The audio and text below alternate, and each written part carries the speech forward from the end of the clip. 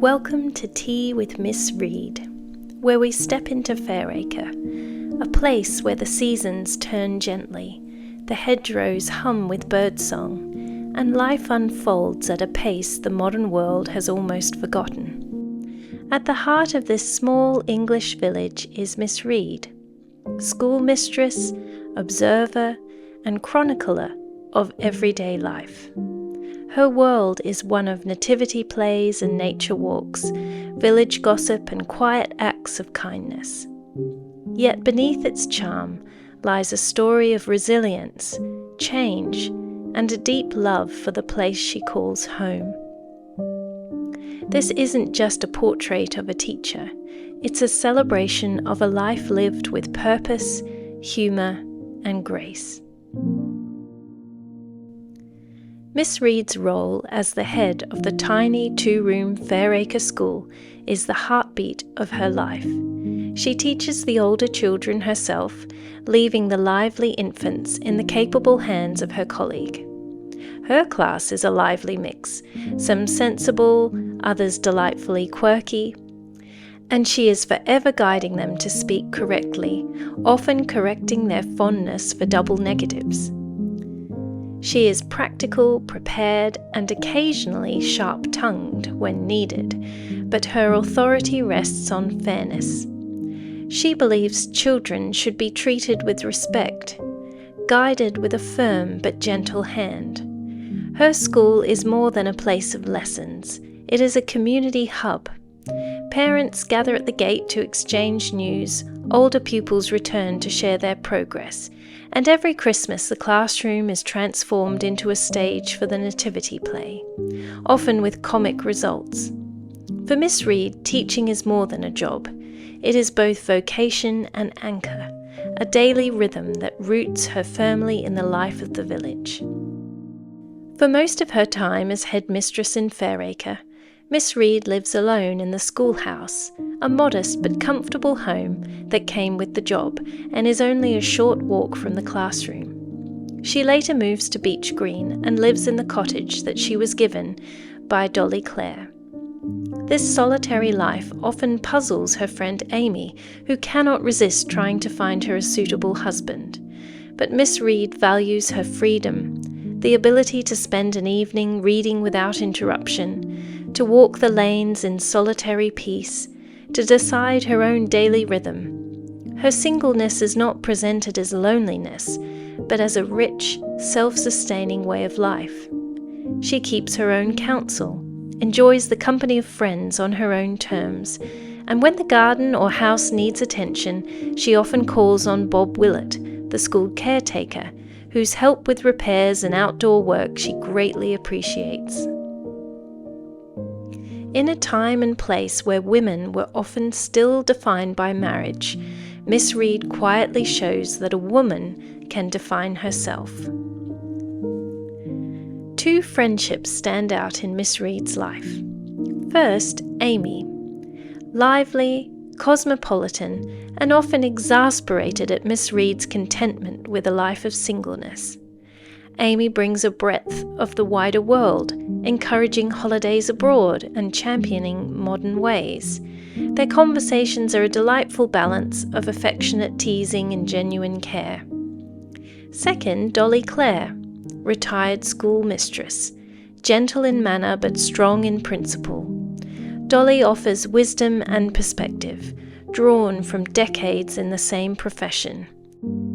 Miss Reed's visits to Dolly's cottage are moments of calm, tea, garden flowers, and unspoken understanding. Her circle also includes Bob Willett, the school's caretaker, whose dry humour and practical skills make him an indispensable figure in both Miss Reed's working life and the wider village. Their chats, often shared in passing at the school, are marked by an easy mutual respect. The vicar too, Gerald Partridge, is a valued friend, a man of genuine pastoral care and a ready listener. Their conversations range from the light-hearted to the quietly reflective, often shared over tea, after his visits to the school or during preparations for church events. He offers moral support, and she in turn provides a candid yet kindly sounding board. Around them are the other villagers, all woven into the network of Miss Reed's relationships. She does not like everyone equally, but she treats everyone with fairness. Miss Reed's narration sparkles with wry humour. She notices the absurdities of village life. Her humour is never cruel. It is born from affection and long familiarity. She understands that everyone, herself included, has quirks and foibles. This generosity of spirit makes her a trustworthy guide through Fairacre's dramas, both small and smaller. Her cottage is not grand, nor is it always spotless, a fact Mrs. Pringle never lets her forget, but it is entirely hers. And her garden is both a source of beauty and of gentle labour. Here she finds balance. The school can be demanding, the village noisy with news and obligation, but home is a retreat. A pot of tea, a good book, the sound of rain on the window, these are the pleasures she values. The world outside her windows changes with the seasons, and Miss Reed notices it all. The first snowdrops pushing through frost-hardened soil, the fattening of buds in spring, the hum of bees in summer hedgerows, and the russet turn of beech leaves in autumn. She writes of these changes with the same attentiveness she gives to her neighbours, finding in them a quiet reassurance that life's cycles endure. Even the smallest shift in light or the scent of wood smoke drifting through the air becomes part of her mental diary, each detail treasured and stored like a pressed leaf between the pages of her life. Life in Fairacre is not without its trials. Miss Reed faces the everyday frustrations of any teacher: the leaky skylight, frozen pipes, and a school budget that never stretches far enough, alongside the occasional meddling of county bureaucracy. Changes in education policy bring more paperwork and less of the personal autonomy she values. The village itself is slowly changing, with new houses being built and younger families arriving, altering the rhythm she's always known. In later years, her health begins to fail, eventually forcing her to take early retirement from the school she's loved and led for so long. It is a bittersweet departure, marking the end of a chapter in her life and in Fairacre's history. In retirement, Miss Reed finds the transition both a relief and a loss. Freed from the paperwork, inspections, and daily demands of teaching, she is able to spend more time in her garden, reading and visiting friends. Yet she misses the children's chatter, the seasonal rhythms of the school year, and the sense of purpose that came with her role. Life in Fairacre continues, but without the anchor of her work, she must learn to navigate her days differently, finding new ways to contribute quietly to village life. Fairacre without Miss Reed would be unthinkable, and yet, like all village stories, hers eventually passes into memory.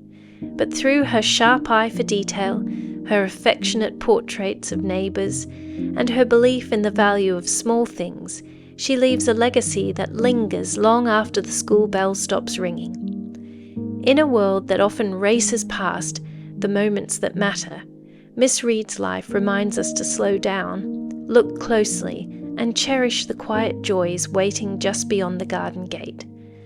Thank you for joining us at Tea with Miss Reed. Until next time, keep the kettle warm and the stories close.